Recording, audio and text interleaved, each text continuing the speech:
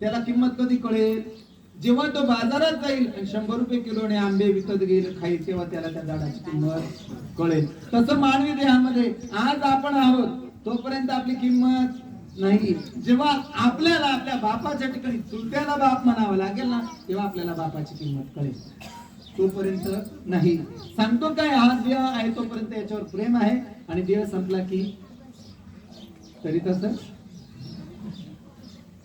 देह आहे तोपर्यंत देहाला किंमत देत नाही आपण. मी मागच्या प्रवचनात एक उदाहरण दिलं होतं. अण्णा बरोबर कोड्यातलं जीवन आहे नाही. मागच्या प्रवचनात मी उदाहरण दिलं का नाही दिलं मला माहिती नाही. एक परिवार होता, त्या परिवारामध्ये प्रवचनासाठी गेल्यानंतर त्या परिवारातली माऊली माझ्या जवळ आली आणि आल्यानंतर मला बाजूला बसवल्यानंतर सर्व परिवार होता. जो व्यक्ती गेलेला होता त्याच्या 3 मुली होत्या बरं का. 3 मुली होत्या. त्या तिन्ही बापाच्या नावानं रडत होत्या, खूप रडत होत्या, इतक्या रडत होत्या. मी म्हटलं आजी तुमच्या पोरींचं काय प्रेम. या कोण आहेत म्हटलं. म्हणे भाऊ या बाबाच्या पोरीश बाबाच्या पोरीश म्हणतं तुम्ही. मी त्यासनी मायशी काय म्हटले आजी, त्या बाबाच्या पोरी आहेत आणि मी पोरींची माय आहे. म्हटलं मग आजी काय नाही म्हणे. भाऊ म्हणे भामटे पण असे म्हणे सगळं. कोण म्हटलंय सगळा लबाडपणा आहे म्हणे. म्हटलं कारण सांगा आजी. काही नाही म्हणे. बाबांनी फोन कया म्हणजे वडिलांनी फोन केला, भेटायला बोलवलं, या आल्या नाही आणि माझ्या टिकऱ्यानं म्हणजे पुतण्यानं फोन केला आणि 10,000च्या गाड्या करून पळत आले.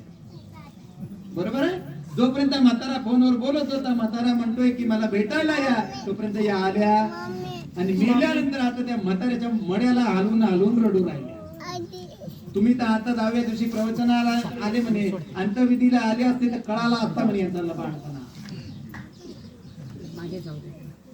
कोणाचा म्हणजे इथलं नाही सांगत बरं बाबा, माफ करा. ते उदाहरण सांगतोय मी, म्हणजे जन्माच्या आधीची किंमत द्यायला. मग मी म्हटलं आजी असं कसं काय, तुम्ही मला व्यवस्थित सांगा. मला काय तुमचं कोड कळत नाही. म्हातारी आडवं बोलत होती. कारण आडवं उभं कुठं याच ठिकाणी काढून घेतात 10 दिवसात. बाबा काय असेल नसेल मागचं पुढचं सगळं काढून घेतात. ननन भाऊजाईचं काढून घेते, भाऊजाई ननींचं काढून घेते आणि बाकी दिराण्या जेठाण्या सगळं लाईनीत काढून घेतात. कुठं, कारण इथं कोणी कोणाला बोलतात पण स्वरात बोलतात, रडून बोलतात. असं एकमेकाला बोलत नाही. मी रडून दाखवलं असतं पण मी रडत ऐका. ती म्हातारी मला सांगत होती भाऊ यांचा लबाडपणा असा. मला एकच मुलगा आहे म्हणे, माझी सून आहे म्हणे. माझी सून खूप चांगली, माझी सून इतकी चांगली म्हणे. म्हटलं आजपर्यंत मी सुनेचा चांगलपणा सासूच्या तोंडातून कधीच ऐकला, पण आज तुम्ही पहिला भाग्यवान आहात की आज सुनेचं कौतुक करताय. भाऊ म्हणे रात्रंदिवस म्हाताऱ्याची सेवा करणारी. मी तरी झोपून राहायची खाटेवर, पण सून रात्रंदिवस म्हाताऱ्याची सेवा करायची. गोळी लागली गोळी द्यायची, पाणी लागलं पाणी द्यायची, जेवण वेळेवर द्यायची. बरं आजी बरं.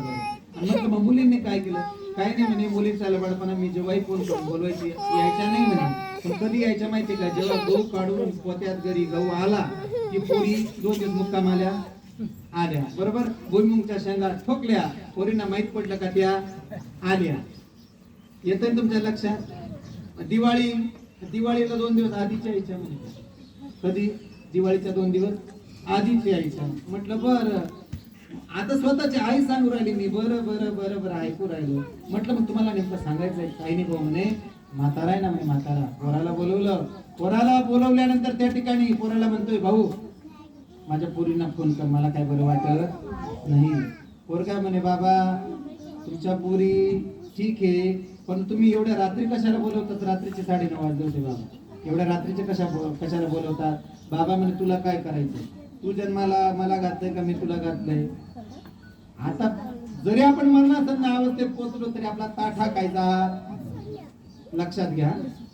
ताठा कायदा नाही. ती केरसुनीचं उदाहरण माहिती आहे ना तुम्हाला सगळ्यांना. तर त्या ठिकाणी म्हणे जन्माला तुला मी घातलंय का तू मला घातलंय. बाबा फोन लावून देतो. फोन लावला पहिल्या मुलीला. फोन लावल्यानंतर त्या ठिकाणी पहिल्या मुलीला फोन लावला. माई मला बरं वाटत नाही, मला भेटायला ये. मुलगी म्हटलं बाबा आली असती पण कांदे लागण चालू आहे. कांदे लागण झाली का त्यांना घेऊन मी येते. ते जर नाही आले तर मुलाला घेऊन येते. बापाने फोन ठेवला, कळवणच्या ताईला फोन लावला, ताई मला बरं वाटत नाही, भेटायला ये. तेव्हा त्या ताईनेही सांगितलं, बाबा इंग्लिश मीडियमला जाते मी, तुमची मुलगी आता नोकरीला लागली, ज्या दिवशी सुट्टी राहील त्या दिवशी त्यांना घेऊन येते. तिसरी मुलगी नाशिकला राहिला होती, तिला फोन केला, तावडे मला भेटायला, मला बरं वाटत नाही. तावडेने सांगितलं, बाबा त्यांचा डबा करावा लागतो आणि ते मला एकटं येऊ देत नाही, त्यांना सुट्टी नाही, ज्या दिवशी आम्हाला दोघांना सुट्टी त्या दिवशी आम्ही येणार. बाबांनी फोन ठेवला, सुनबाईला आवाज दिला, पोरी मला पाणी आण. सुनबाईनं पळत पाणी आणलं, सासरे भावाला दिले. दिल्यानंतर आता सगळे जिकडे तिकडे, म्हातारी तिच्या काठीवर गेली, मुलगा त्याचा शेतात गेला बिचारा, आणि सगळे जिकडे तिकडे झोपले, बाबाही झोपले. पण 12:30 वाजता त्या सुनेला जाग आली. कोणाला? सुनबाया हो, लक्षात घ्या, कोणाला जाग आली? म्हातारी झोपून राहिली, सुनबाईला जाग आली. तिला आठवलं की आज मामानी गोळी घेतली नाही, आज गोळी घेतली नाही. मग ती पटकन गोळी घेतली, पाण्याचा ग्लास घेतला आणि मामांना उठवायला गेली. सांगा, मामा जर जागे राहिले असते तर नक्कीच उठले असते, पण मामा निघून गेले होते.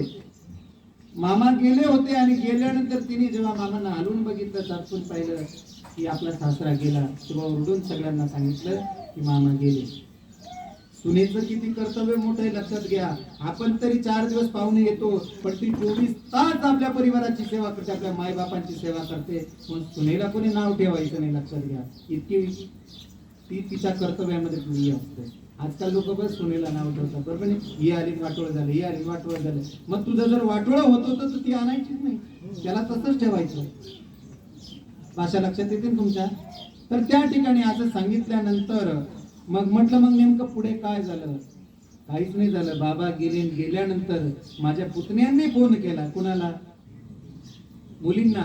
आणि पुतण्यांना फोन केल्यानंतर त्या ठिकाणी कोणी 5,000, कोणी 4,000, कोणी 9,000ची गाडी केली आणि त्या ठिकाणी बाबांना भेटायला आल्या, बाबांची बोलायला आल्या तर मग काही प्रेमानं नाही, मग त्यांचं सुरू झालं, बाबा एक शब्द तरी मनाशी बोलिल्या ना, बाबा बाबा राही ते बहीण संगी बोलई ना ताई. बरोबर आहे का नाही? खूप रडायच्या. बाबा तुम्ही मला बोलवलं होतं, माझ्या ते पूर्ण झालं नाही. खूप रडल्या. तुम्हाला माहिती, महिला मंडळ, जास्त सांगायची गरज नाही. तर मग त्या ठिकाणी मग म्हातारी बसली, ती म्हातारीनं मग मुलींना रडायला सुरुवात केली. उलट मग म्हातारीनं टोले राम सोडून दिला, पण हातात बॉम्बच घेतला. मग म्हातारीने मग मुलींनाच बोलायला लागली, तुम्ही मतलबी हो, तुम्ही जिवंतपणे आल्या नाही हो, तुम्ही काय मड्याला हलवता हो, तुमचं काय काम हो, तुम्ही फक्त घेण्यापुरत्या हो.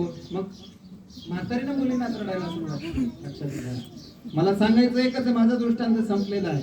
मग म्हातारीनं म्हटलं, काय नाही, एवढं सांगायचं होतं भाऊ. म्हणे म्हातारा जिवंत होता, पोरींना आवाज देत होता, फोन करत होता, आल्या नाही, आणि मेल्यानंतर 10,000च्या गाड्या करून मड्याला हलवून रडायला लागल्या.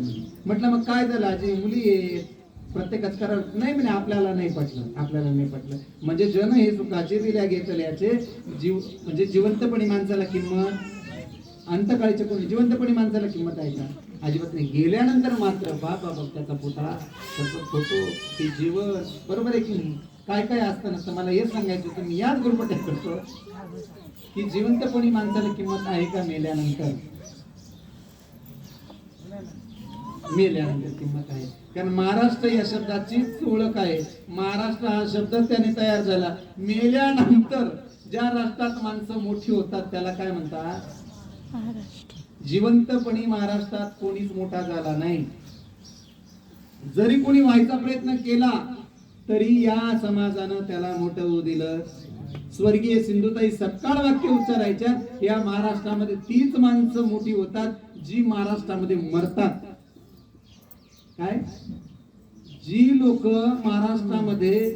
महाराष्ट्रासाठी कर्तव्य करून मरतात, मेल्यानंतर ती महाराष्ट्रात मोठी होतात, त्याला म्हणतात महाराष्ट्र. जिवंतपणी कोणीच मोठा झाला नाही. माझा राजा मोठा कधी झाला? गेल्यानंतर मोठा झाला. होता तोपर्यंत नाही. परक्यांनी त्रास दिला नाही माझ्या राजाला. त्रास देणारा स्वतःचाच परिवार होता. आजकाल भीती सुद्धा तुम्हाला परक्या लोकांची नाही, आपल्याच घरातल्या लोकांची. आत्ताचा काळ घ्या तुम्ही, आत्ताचा काळ. जे वैभव तुम्हाला दिलं ते वैभव, तरी सुद्धा आपल्याला त्या वैभवाची किंमत नाही.